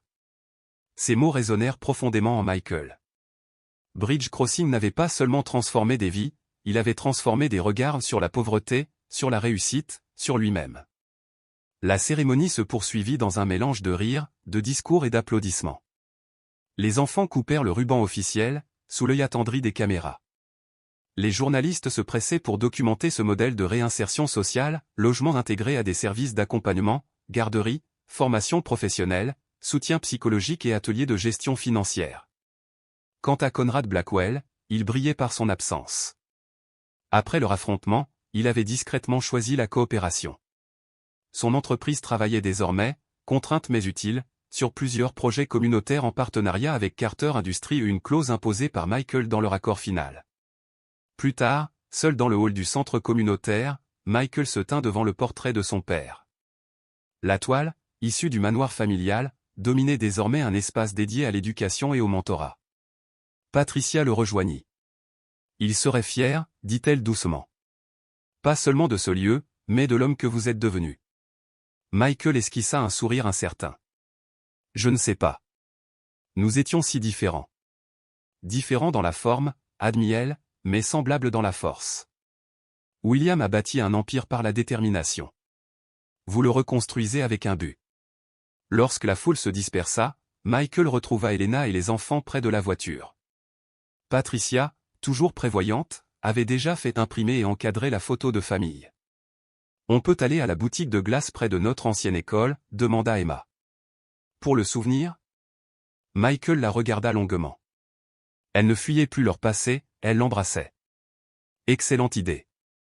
À la petite boutique du quartier, celle où il n'osait jadis même entrer, il observa les jumeaux choisir leur parfum avec la simplicité joyeuse de ceux qui ont connu le manque.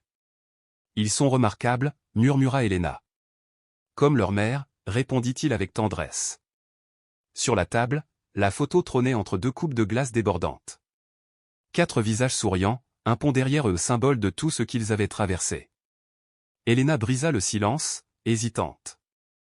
Les enfants me demandent souvent si je vais vivre avec vous, pour de bon. Michael prit sa main. Je crois qu'il est temps d'en parler sérieusement. Les jumeaux revinrent, leur cornet d'énormes boules dégoulinant de chocolat. Michael les regarda rire, insouciant, le soleil filtrant à travers la vitrine. Il pensa à ce chemin improbable, de l'asphalte froid d'un pont à la direction d'une entreprise mondiale. Et pourtant, aucune fortune, aucun titre, aucun projet ne valait ce qu'il avait devant lui. La vraie richesse se mesurait ici dans les rires d'Emma, la curiosité d'Ethan, la douceur d'Elena, et cette paix intérieure née du pardon et de la gratitude. Le cliché sur la table en témoignait, 4 âmes unies, non par le béton du pont derrière elles, mais par les ponts invisibles qu'elles avaient bâtis entre leurs cœurs.